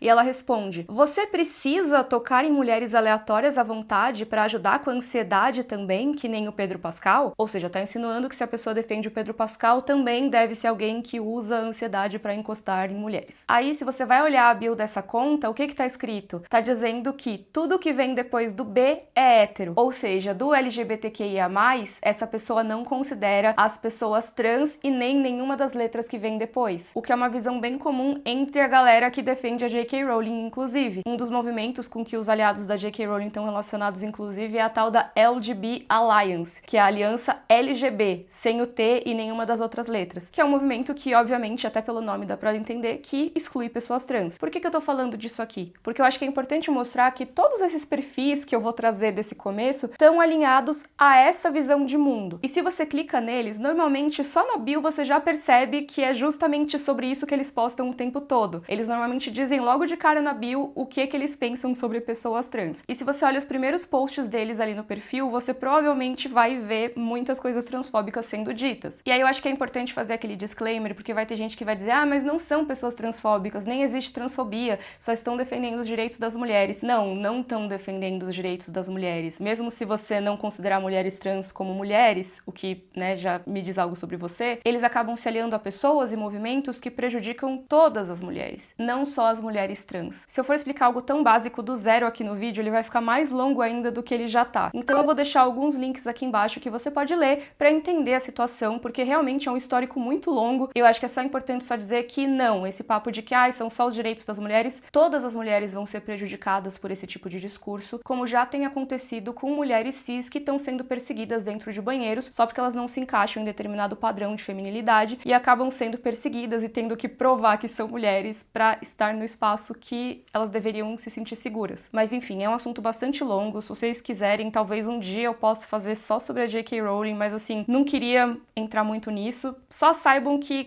é mais ou menos esse o rolê que a galera dela defende. E aí, se você vai ver as contas que acusaram o Pedro Pascal nesse começo, a maioria é muito alinhada com as coisas que a J.K. Rowling posta. Inclusive, tem várias interações e às vezes até retweets das coisas que a J.K. Rowling posta. Essa aqui, por exemplo, postou sobre o Pedro Pascal e teve mais de 350 retweets, dizendo assim: por que diabos as pessoas acham que esse homem é um cara legal? Ele agora tá usando direitos trans como uma forma de chutar mulheres abertamente, e ele fica com uma ansiedade tão forte nas entrevistas e em nenhum outro lugar, que quer dizer que ele precisa se esfregar nas colegas mulheres sem o consentimento delas. Atenção pras red flags. Como eu falei, esse post teve muitos retweets, e aí quando você vai olhar o perfil da pessoa, qual é o primeiro post que você vê depois do fixado dela? Um retweet compartilhando um post da J.K. Rowling. Essa mesma conta conta também entrou na nova onda de difamação que rolou em julho. Dessa vez ela não teve tanto engajamento, mas o que ela disse foi muito mais sério até, na minha opinião. Ela disse que no filme do Quarteto Fantástico, o Creepy Pedro, né, chamando ele de estranho, tem uma cena bem emotiva em que ele tá fazendo massagem cardíaca na Vanessa Kirby, e aí a pessoa fala no post que ele realmente tenta pegar no peito dela e que corta bruscamente para outro ângulo. Esse homem é um risco, ou estava profundamente emocionado na câmera, ou tendo ansiedade fora das câmeras. Tipo, gente, olha essa acusação, sabe? E esse é um padrão bem comum. Eu peguei dezenas de contas e eu não vou ler tudo o que elas escreveram, porque, sério, é muita conta. Mas se vocês quiserem, é só ir lá na busca avançada do Twitter e pegar tudo que foi dito sobre ansiedade nessa data, tudo que foi dito sobre Pedro Pascal nessa data, e vocês podem ver por vocês mesmos. Para fazer esse vídeo aqui, eu tive também a ajuda do Marcelo Soares, que é jornalista, e me ajudou a pegar algumas coisas que foram publicadas sobre o Pedro Pascal no Twitter e no Blue Sky. Infelizmente, como o Twitter mudou a API deles, agora é só para quem paga muito caro para conseguir acessar, a gente não conseguiu pegar aquele grande volume de posts para processar mesmo, que era o que eu tava querendo fazer inicialmente. Mas a gente conseguiu pegar a partir das notas de comunidade, e isso me ajudou bastante a encontrar alguns desses posts na minha pesquisa. E no Blue Sky, se eu não me engano, a gente pegou cerca de 40 mil posts que foram feitos nesses últimos tempos sobre o Pedro Pascal, para tentar ver qual era o assunto sendo comentado ali pelos usuários. E sabe o que é bastante interessante nisso? Que pouquíssimo desse discurso, dessas acusações em relação ao Pedro Pascal, realmente se transferiu pro Blue Sky. Em geral, o sentimento estava mais no Twitter mesmo, o que talvez explique porque demorou tanto para chegar em mim e outras pessoas da minha bolha, por exemplo. E até por isso, normalmente é bom ignorar esse tipo de coisa, porque às vezes surge um assunto lá, tá repercutindo só com pessoas estranhas que estão por lá mesmo, que é a galera mais radical do radical do radical, que foi quem ficou lá depois de tudo que o Elon Musk fez, e às vezes aquele assunto morre lá mesmo, então a gente repercutir só piora. Porém, nesse caso, o que aconteceu é que essa segunda onda de julho acabou repercutindo sim para as outras redes sociais, e é por isso que eu acabei achando relevante de trazer pra cá. Mas deixa eu voltar aqui pros perfis que fizeram isso, porque como eu falei, são muitos deles, e a grandíssima maioria deles são perfis alinhados ao que a J.K. Rowling fala, muitas vezes perfis completamente dedicados só a falar de pessoas trans o dia inteiro, mas tem um deles que eu acho muito importante e que, se eu não me engano, não tava nessa primeira onda, posso ter perdido ali nas buscas, eu não achei uma interação na primeira onda, mas nessa segunda onda foi uma das contas mais relevantes na minha opinião. Eu tô falando da conta da Kelly J. Kim, também conhecida como Pose Parker. Essa é uma das ativistas mais famosas, ou eu diria infames, desse movimento contra os direitos das pessoas trans. Por que ela tem essa fama? Por muitas coisas, entre elas permitir numa boa a participação de grupos que eu não sei se eu posso nem falar a palavra aqui no YouTube para não derrubarem meu vídeo, mas grupos pessoas que apoiam um certo movimento aí que rolou nos anos 30 e 40 e que perseguia grupos minoritários, sabe? Então, ela é tranquila com esses grupos participarem dos eventos que ela organiza, que tecnicamente são para proteger as mulheres e tudo mais. Ela já disse várias vezes que ela faz aliança com essa galera assim, porque ela faria aliança com qualquer um, até com o diabo, se os permitir atingir os objetivos dela. Isso é só um pouquinho da fama da Pose Parker, gente. É um negócio muito louco. Se vocês quiserem, eu vou deixar linkados aqui na descrição 2 vídeos que falam mais a fundo sobre isso. Os 2 são do Sean, que é britânico, e ele tá mais por dentro do que tá rolando lá no Reino Unido, porque realmente pra gente fica um assunto muito distante. Mas um deles é só sobre a Pose Parker, então ele fala bem em detalhes sobre ela. E o outro se chama J.K. Rowling's New Friends, que seria os novos amigos da J.K. Rowling. Nesse vídeo, o Sean pega todas essas pessoas que a J.K. Rowling endossou publicamente nos últimos anos,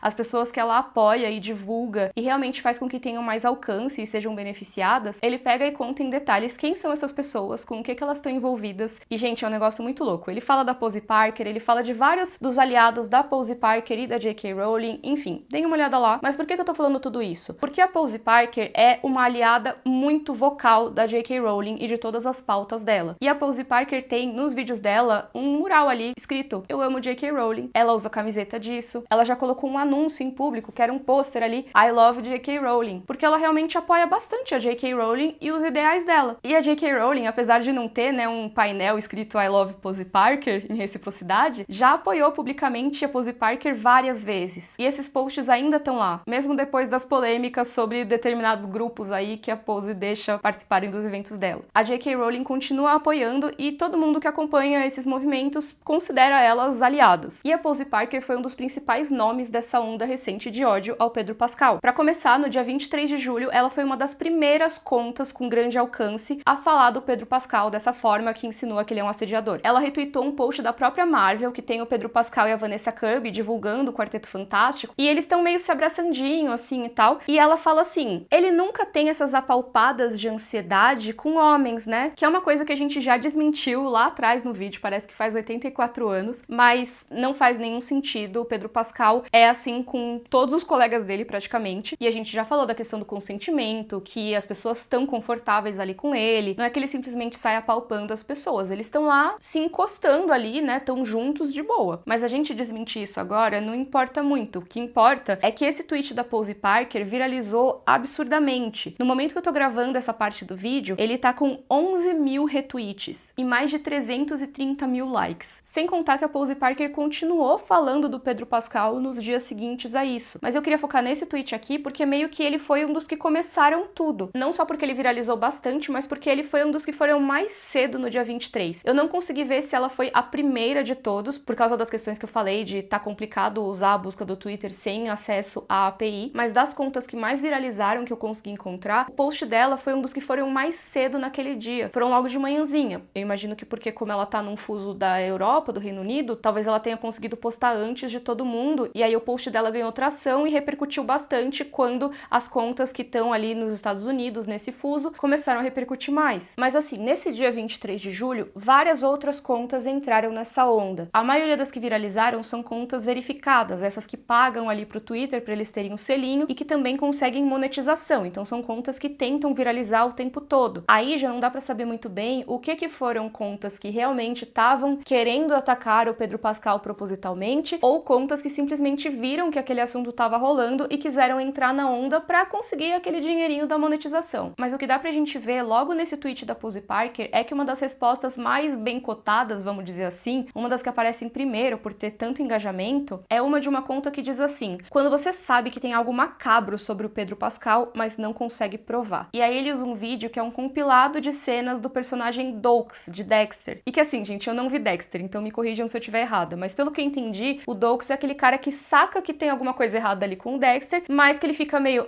tô de olho em você, eu sei o que você tá fazendo, mas não consigo provar, e fica sempre dando essas olhadinhas como alguém que sabe o que tá rolando e sabe que tem algo errado ali. Acho que é isso. Podem me corrigir se eu estiver errada. Mas de qualquer forma, eu já vou falar mais do Doakes porque ele vai ser importante daqui a pouco. Só que eu queria só parar e olhar essa conta aqui, que eu nem vou botar na tela, eu não posso botar na tela. Então vocês vão ter que acreditar em mim. Eu fui clicar nessa conta que postou o vídeo do Doakes e que tava com 2 mil retweets e mais de 30 mil likes. E essa conta, assim, todos os posts são racistas. Assim, racistas, antissemitas, homofóbicos, e assim, todos os posts dele falando mal de culturas asiáticas, falando mal de pessoas negras. Gente, é coisa atrás de coisa. Tem post homofóbico, post racista. Sim, ao falar do Pedro Pascal, recebeu 2 mil retweets. E tem várias outras contas que interagiram com a Pose Parker, compartilharam o que ela postou, que são contas de extrema direita, que têm um discurso como o desse cara, mas também tem muitas outras contas que não são tão obviamente estranhas assim. Tem contas que, pelo menos até onde eu vi, são meio que páginas de memes. E aí eu acho que entram nessa lógica que eu falei, que às vezes a pessoa só tá surfando nessa onda pra ganhar uma monetização ali. Mas é realmente muito estranho que isso tenha rolado de uma forma tão intensa e tão de uma vez só, sabe? Porque em abril não teve tanta repercussão, as páginas de meme não pegaram tanto assim, e agora em julho teve uma repercussão muito maior. Por exemplo, tem esse perfil Extreme Blitz, que é um perfil que posta bastante coisa com a imagem do Doakes, inclusive, e ele fez esse vídeo com trechos do Doakes e trechos do Pedro Pascal, como se o Doakes estivesse suspeitando do próprio Pedro. E ele falando quase que exatamente a mesma coisa que a Pose Parker.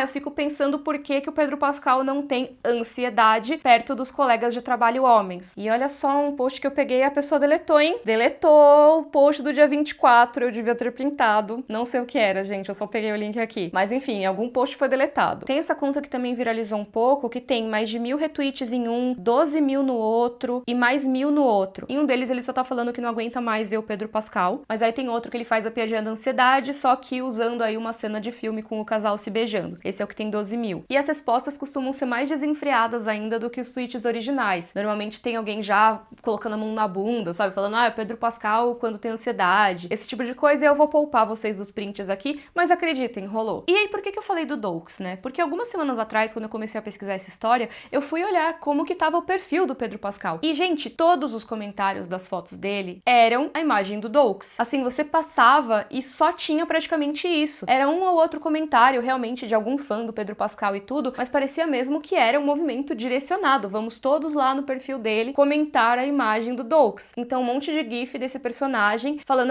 tô de olho, hein? Tô de olho em você. E isso em vários posts dele. Eu consegui gravar a tela de alguns, mas foi muito concentrado nesses dias ali no fim de julho. Inclusive, vou até olhar agora, vamos ver como é que tá? Tô olhando o post mais recente dele, que é de 3 dias atrás, e tem algumas pessoas mandando apoio pra ele, o que é muito bom, e outras falando que a conta dele pode ter passado por um shadow ban, que é quando o Instagram para de te recomendar por um tempo, porque os posts dele ficaram sumidos ali por um tempo pra essas pessoas que acompanham ele bastante. Mas o que me deixa mais assim é que ainda tem gente postando esses gifs. Não só do Doux, mas de vários outros meio fazendo assim, sabe? Tô de olho em você. Então ainda não acabou. E isso é no Instagram, que tecnicamente não foi tão intenso assim quanto no Twitter, mas ele realmente sofreu muitos ataques nos comentários dos posts dele. Então deu pra ver que os primeiros posts insinuando que o Pedro Pascal usa a ansiedade pra assediar outras pessoas vieram de contas que promovem a transfobia, contas que endossam tudo que a J.K. Rowling faz, principalmente a conta da Pose Parker, e esse uso inicial do Doux, que teve muitos compartilhamentos, foi por uma conta que assim, eu falei, né, eu não posso nem mostrar aqui os posts que esse cara compartilha. E mesmo assim, mesmo vindo de perfis que promovem ideias super excludentes e tudo mais, teve uma atração absurda. Mas também algumas pessoas questionaram na internet se não seria o caso de uma campanha de difamação organizada, se não é algo direcionado assim para acontecer de forma tão intensa nesse momento específico. E assim, sinceramente, eu não sei. Eu não sei se foi uma coisa organizada ou se simplesmente pessoas agindo ali de má fé pegaram um momento ali próximo da estreia do Quarteto Fantástico, aproveitando que o Pedro Pascal tá muito em evidência para disseminar esse tipo de coisa. Pode ter sido isso, mas se você for pesquisar, tem vários posts e vários artigos escritos sobre esse assunto que questionam por que isso teria acontecido de uma hora para outra, porque não parece mesmo um movimento natural. Inclusive, tem um post que eu achei, eu peguei o print aqui enquanto eu tava pesquisando, que mostra que logo no dia 24 de julho existiu uma comunidade chamada Pedro Pascal Anxiety, que tinha um monte de contas verificadas e tinha quase 200 membros participando. E aí o primeiro post que aparece de uma conta dessa comunidade é justamente aquele mesmo discurso. Nossa, mas ele nunca fica ansioso perto de homem. Então realmente ou foi um caso de fogo de palha, então todas as suas contas começaram a falar exatamente a mesma coisa muito rapidamente, dentro de, sei lá, 48 horas praticamente, ou alguma coisa pode ter sido articulada, mas eu não posso dizer se foi ou não, porque realmente do que eu pesquisei não dá pra comprovar muito isso. Tem um artigo interessante sobre isso no Spitfire News, feito pela Cat Tambridge, que ela fala que realmente é uma campanha de manchar a imagem do Pedro Pascal, é uma campanha de difamação. E ela falou bastante do que eu mencionei aqui, que essa campanha começou mesmo lá pra abril, mas que não teve tanto sucesso e que agora voltou à tona, principalmente por causa do post da Pose Parker. Inclusive, uma coisa que eu não falei aqui no vídeo e que a Cat inclui no texto dela, e eu acho importantíssimo de mencionar, é que o post da Pose Parker, na época que ela fez esse texto, tava com mais de 50 milhões de visualizações. Ou seja, quantas pessoas não foram impactadas com essa informação falsa. E ela fala de um dos maiores problemas dessa história, na minha opinião, que é as pessoas reportarem isso como se fosse algo legítimo, como se fosse uma polêmica, um escândalo ou um debate envolvendo Pedro Pascal. Sendo que, na verdade, não é um debate, é simplesmente uma coisa inventada. Existe um nome pra isso que é astroturfing, que é basicamente você criar uma discussão que não existe, você criar uma pauta que não existe pra fingir que existe um debate a respeito daquele assunto, sendo que não, nunca teve. E meio que esse rolê do Pedro Pascal tem esse cheirinho de astroturfing, sabe? Vamos criar aqui uma pauta que não existe? Já que a gente não conseguiu nada pra incriminar o Pedro Pascal de verdade e acabar com a carreira dele, vamos tentar inventar alguma coisa e ver se cola? Porque só a dúvida já vai fazer as pessoas ficarem com o pé atrás em relação a ele. Eu falei com a Cat pra tirar uma dúvida sobre uma coisa que ela falou na reportagem, porque eu só queria esclarecer se foi isso mesmo, mas ela falou com a Pose Parker, ela perguntou pra Pose Parker sobre ela ter feito esse tweet inicial e perguntou se tinha alguma relação com a J.K. Rowling, o que eu acho que é bastante importante pra esse vídeo aqui. A Cat diz isso no texto. Quando eu entrei em contato pra pedir um comentário da fã anti-trans da J.K. Rowling, cujo tweet incitou a última onda de difamação, ela negou que dinheiro ou Rowling tenha qualquer coisa a ver com isso. Ela também disse coisas transfóbicas sobre a família de Pascal. Sem uma investigação legal ou outra prova cabal, pode ser difícil provar que campanhas de difamação estejam acontecendo por causa de intenções maliciosas ou coordenação paga, ou ambos. Muitas pessoas que atacam celebridades mulheres não são pagas ou informadas por seus abusadores. abusadores, mas elas ganham atenção, popularidade e lucro, muitas vezes por anúncios e público, só reforçando o status quo. É irônico que alguns posts virais tenham questionado por que Pedro Pascal pode abraçar carinhosamente essas mulheres ao redor dele na era do Me Too, que é aquele movimento que denunciou assédio em Hollywood, né? Quando a resposta negativa ao Me Too criou as condições para que essa campanha de difamação contra o Pascal florescesse. E aí tem uma parte que eu acho muito importante de trazer aqui, que a Cat menciona que várias dessas campanhas acabam sendo direcionadas a mulheres, muitas vezes querendo taxar elas de difíceis ou de loucas. Mais recentemente parece ter acontecido uma com Rachel Zegler, por exemplo. E se a gente for falar de pessoas não binárias, Bella Ramsey super pode entrar na lista também, porque teve uma campanha de assédio muito intensa direcionada a Bella Ramsey. O que a Cat diz que eu quis destacar é a maior diferença entre Pascal e essas mulheres e pessoas não binárias que passaram recentemente por campanhas de difamação é que mais pessoas estão defendendo ele. As alegações sem base contra Pascal causaram dano e continuam a se espalhar, mas a resistência agressiva é outro lembrete de quem é mais vulnerável a essas campanhas de difamação. E eu acho que isso é realmente importante de dizer. Por que eu não fiz um vídeo sobre a Rachel Zegler, por exemplo, ou sobre Bella Ramsey? Por que eu tô fazendo um vídeo justamente sobre o Pedro Pascal? E eu acho que não tem nenhuma explicação específica pra eu estar falando do Pedro Pascal e não desses outros casos também. Eu acho que o que me chamou mais atenção no caso do Pedro Pascal é que, assim, se for parar pra pensar, estão acusando ele de crime, né? Mas eu acho que mesmo isso não quer dizer que eu não, talvez, devesse ter feito vídeos defendendo essas outras pessoas lá atrás, falando sobre campanhas de desinformação que rolaram em relação a essas pessoas, que por mais que talvez não tenham tido acusações tão graves e criminosas quanto essas que rolaram com Pedro Pascal, foram acusações que prejudicaram muito a carreira delas. E eu acho que, querendo ou não, o Pedro Pascal, felizmente, se beneficia muito da condição em que ele tá agora, que ele talvez vá ser mais defendido por mais pessoas. Mas, ao mesmo tempo, eu acredito que algumas coisas têm pesado contra ele também, e talvez tenham até intensificado esses ataques que ele tá recebendo. Por mais que tenha muita gente defendendo ou simplesmente não caindo nessa, porque realmente as provas que tem são muito fracas, né? Mas vocês lembram aquela charge que eu mencionei lá atrás, falando de como toda a fé na humanidade depende do Pedro Pascal ser uma boa pessoa ou não? Eu sinto que tem muitas pessoas que estão prontas pra se decepcionar com ele a qualquer momento, porque meio que é isso que acontece, é meio que isso que a gente tá acostumado a viver, é o tal do milkshake duck, né? A gente tá acostumado a gostar muito de alguma coisa e em seguida se decepcionar. Só que o Pedro Pascal até o momento não demonstrou nada disso. E eu acho que junta isso de um lado com aquele medo de pessoas serem falsos aliados, sabe? Às vezes a pessoa tem aquele discurso mais progressista, parece alguém que defende as mulheres, que defende grupos minoritários, e aí você vai ver a pessoa tá cheia de esqueletos no armário. Infelizmente, isso acaba sendo meio comum, tanto na escala micro, né, na nossa própria bolha, quanto na escala macro, com celebridades, ativistas e tudo mais. E eu acho que é impossível não citar o caso do Neil Gaiman, por exemplo, que inclusive foi uma das pessoas que bateram de frente com a J.K. Rowling, e assim, as acusações que surgiram em relação a ele são, no mínimo, assustadoras. Se vocês quiserem, a gente pode falar em um outro vídeo sobre isso, mas, cara, assim, realmente é uma situação absurda. E a situação dele, ao contrário da situação do Pedro Pascal, tem testemunhas, parece ter embasamento, tem um processo rolando, então é algo palpável, sabe? Realmente é algo que a gente tem que olhar e falar, cara, talvez o Neil Gaiman,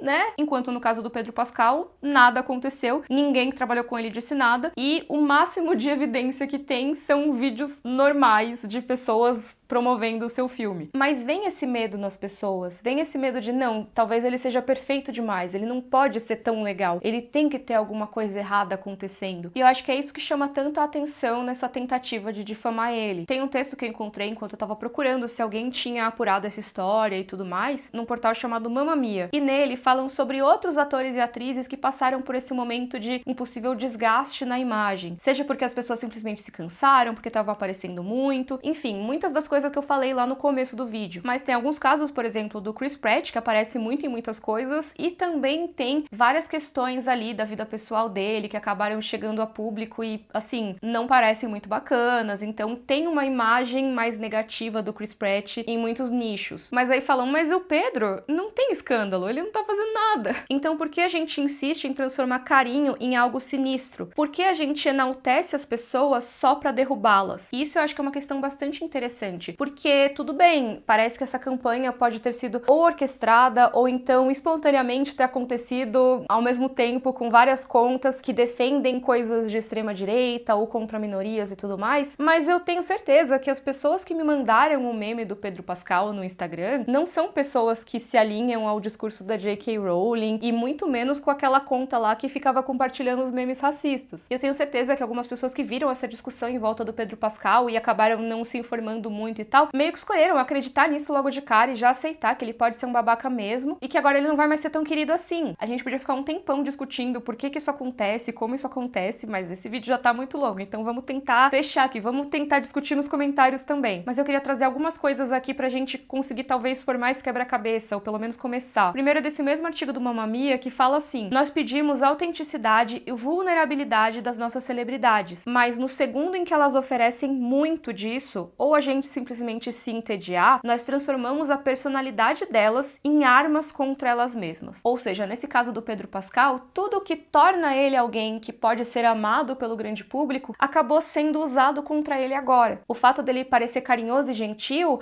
é que ele encosta muito nas pessoas. O fato dele falar abertamente sobre a saúde mental e ser um exemplo de masculinidade, na verdade quer dizer então que ele usa essa ansiedade pra agarrar as mulheres e ele é aquele cara que fica atrás de mulher casada. O fato de ele defender minorias e se posicionar politicamente, na verdade quer dizer que ele é um falso aliado, que ele odeia mulheres e que ele tem muitos esqueletos no armário. E por aí vai. Muitos dos aspectos que são enaltecidos no Pedro Pascal são a mesma coisa que tem sido transformada em arma contra ele. E tem uma outra coisa que eu não falei mais cedo, mas que eu acho que pesa sim bastante nisso. Que por mais que o Pedro Pascal esteja passando por uma coisa que normalmente acontece com mulheres em Hollywood, tem um elemento que eu acho que é importante apontar, que o Pedro Pascal nos Estados Unidos não é considerado branco, né? E existe um estigma em relação a pessoas não brancas, em relação a latinos, a pessoas pretas, a determinadas etnias asiáticas, de que essas pessoas seriam hipersexuais e que estão ali pra roubar as mulheres brancas ou pra assediar as mulheres brancas. E eu não duvido que isso tenha um peso na hora de falar do Pedro Pascal. Acabou que eu não sabia muito onde encaixar no vídeo, então acho que é legal trazer pra agora, porque acho que é diferente comentar algo sendo falado do Pedro Pascal e de outros atores brancos que estão aí faz tempo, sei lá, tipo o Brad Pitt. Muitos dos tweets não falavam do negócio da ansiedade, e sim dele tá encostando em mulher casada, entendeu? Que isso seria uma coisa que é um escândalo. E eu acho que isso acaba pesando um pouco também. Tem um post do Igor Palópoli que chama Por que os homens querem odiar Pedro Pascal? E ele fala do lado masculino dessa campanha de ódio. Por que as pessoas estão engajando tanto nisso? Eu falei muito da parte das transfóbicas aqui, mas tem toda uma galera que entrou nessa onda, que se você for ver, são contas que compartilham conteúdo machista, aqueles memes mais machistões mesmo e tal. E aí esse post tenta entender o que faz o Pedro Pascal desagradar tanto a esse público. E fala justamente disso, dele ser mais sensível, olhar a pautas progressistas e tudo mais. E aí abre aspas. Para uma grande parcela de homens, é tão inacreditável que mulheres possam apenas sentir-se confortáveis ao seu lado que fica mais fácil acreditar que tem algo errado. Eu não acho que isso explique 100% o que aconteceu, por que isso aconteceu, mas eu acho que dá um ponto de partida pra gente conversar aqui nos comentários. Eu acho que essa situação é muito mais do que simplesmente o Pedro Pascal desagradou a alguns grupos e por isso ele está sendo atacado, porque eu sei que tem muitas pessoas que não fazem parte desses grupos que estão também entrando nos memes e tudo mais, mas eu acho que não dá pra ignorar que tem esse componente. Eu acho que também não é simplesmente as pessoas estão cansadas de ver o Pedro Pascal em tudo, porque tem muitos outros artistas que estão o tempo todo aí em várias obras e não necessariamente a forma que as pessoas vão demonstrar esse cansaço é acusando o artista de assédio. Eu acho que a gente pode conversar nos comentários sobre outras campanhas de assédio direcionado que aconteceram também e por que a do Pedro Pascal é diferente ou não. Eu acho que tem muitas diferenças envolvidas aí, mas eu posso tentar dizer aqui o que eu acho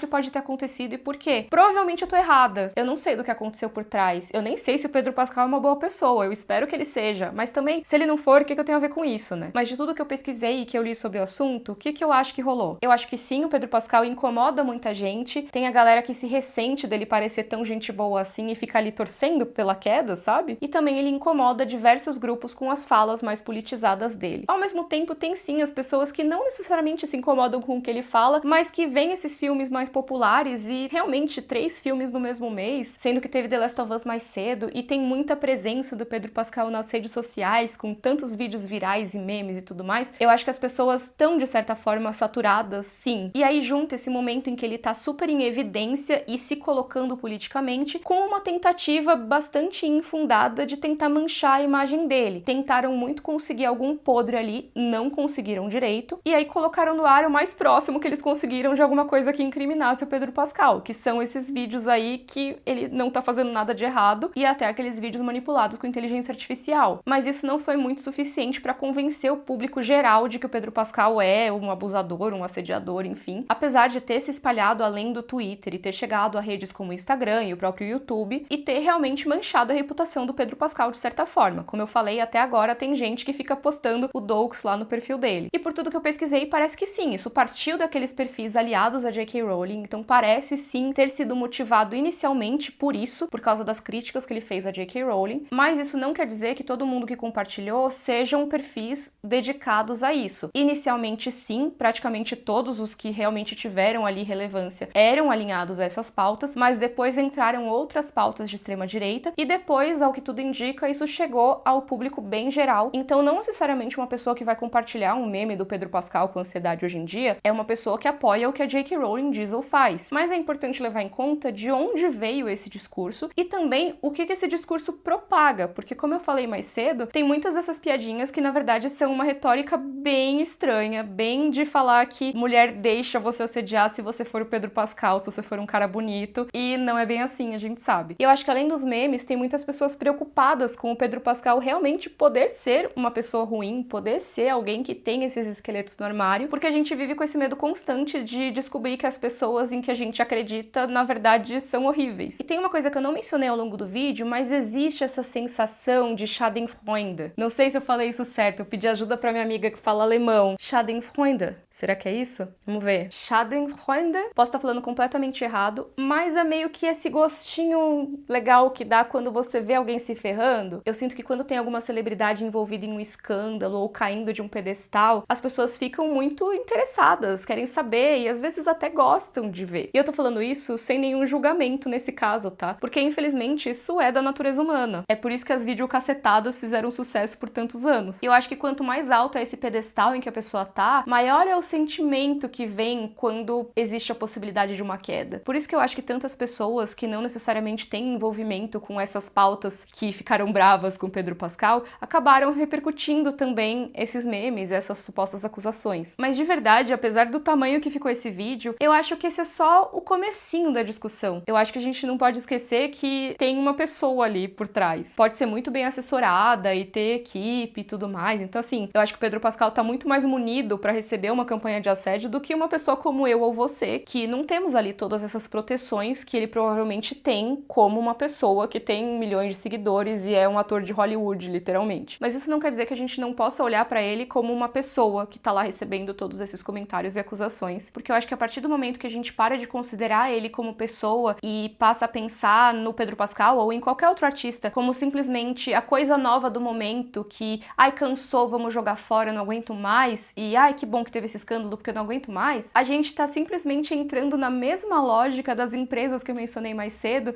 que ficam só escalando os mesmos atores e fazendo os mesmos filmes porque sabem que dá certo. É uma lógica muito de mercado e de consumo. E eu não sei, eu não gosto de pensar nos atores e atrizes e nas pessoas envolvidas nos filmes dessa forma, mas eu posso estar sendo muito inocente aqui também, né? É só a minha forma de pensar mesmo. E eu queria saber o que vocês acham. Se é que alguém ficou até o fim desse vídeo, né? Porque, gente, talvez esse seja um dos vídeos mais longos da história do canal, se não o mais longo. Então, se você ficou até o final, eu queria que você comentasse assim, em caps lock, Grogu, que é o nome do Baby Yoda. Porque eu sei que você ficou, entendeu? E assim, acho que vão ser poucos, porque, gente, esse vídeo, você foi guerreiro, hein? Lembrando que tem um monte de links aqui na descrição pra você ver minhas fontes, ver... Não sei se vai caber tudo, mas boa parte do que eu pesquisei pra esse vídeo. É isso, obrigada, um beijo, até a próxima e tchau!